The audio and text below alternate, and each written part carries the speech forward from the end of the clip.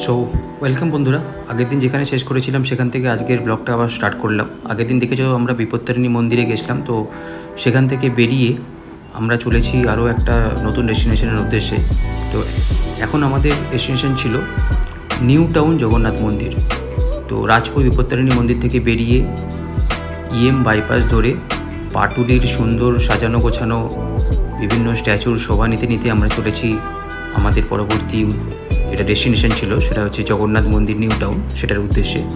আমরা মোটামুটি বিপত্তারিণী দর্শন 6টার মধ্যে কমপ্লিট করে মায়ের ভোগ গ্রহণ করে তারপর আমরা ওখান থেকে বেরিয়ে পড়েছিলাম সোজা নিউ টাউনের উদ্দেশ্যে, যেখানে রয়েছে এই জগন্নাথ মন্দিরটি। তো থাকো আমার সাথে, দেখতে থাকো আগে কিভাবে আমরা পৌঁছলাম, মন্দিরটা কিভাবে ঘুরলাম আর সমস্ত কিছু। তো বলতে বলতে দেখো আমি পৌঁছে গেছি নিউ টাউনে। মোটামুটি টাইম লেগেছিল 1 ঘন্টা। তো এইটা হচ্ছে মন্দির, এখনও তৈরির কাজ চলছে। বাইরে অনেকটা জায়গা রয়েছে যেখানে তোমরা ইচ্ছা মতো গাড়ি পার্ক করতে পারো। তো জগন্নাথ মন্দিরের পাশে আরও কিছু ছোট ছোট মন্দির রয়েছে। তো দেখতে পাচ্ছ সামনে 2খানা গেট রয়েছে। একটা গেট এখনও কমপ্লিট হয়নি, আরেকটা গেট যেটা রয়েছে সেটারও কাজ কমপ্লিট হয়নি, কিন্তু ওই গেটটা দিয়েই ঢোকা বা বেরোনো করছিল সমস্ত দর্শনার্থীরা। তো আমরাও এই গেট দিয়েই ঢুকলাম। এখানে আরেকটা জিনিস মাথায় রেখো, মন্দিরে ঢোকার সময় কিন্তু এখানে মেন গেটের বাইরেই তোমাদেরকে জুতো খুলে ঢুকতে হবে। আমরা রাত্রেবেলা পৌঁছেছিলাম, আলোকোজ্জ্বল মন্দিরটা সত্যি খুব সুন্দর লাগছিল। চারিদিকে গাছ রয়েছে, তার মধ্যিখানে আলোকোজ্জ্বল মন্দির।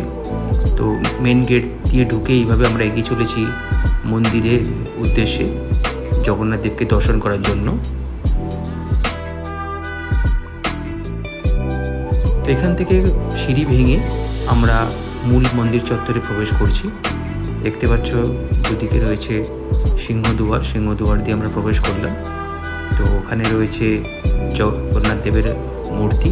আর আরেকটা জিনিস, যখন আমরা পৌঁছেছিলাম তখন কিন্তু ওইখানে আরতি হচ্ছিল, সন্ধ্যা আরতি হচ্ছিল। তো সেই কারণে আমরা পৌঁছে ওখানে আরতি দর্শন করতে পেরেছিলাম। সত্যি খুব ভালো লেগেছিলো। এখানে ঢোল করতাল নিয়ে সমানে ওখানে ঠাকুরের গান বাজছিল। তো সেই কারণে আমাদের এই একটা সুন্দর অভিজ্ঞতা, সুন্দর অনুভূতি আমরা গ্রহণ করতে পেরেছিলাম।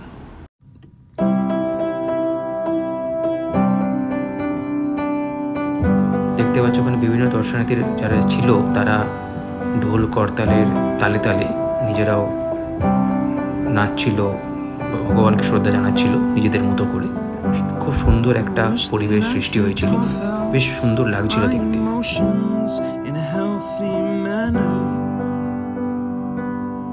আরতি সম্পূর্ণ হয়ে যাওয়ার পরে তারপরে ছিল ভোগ বিতরণ পালা।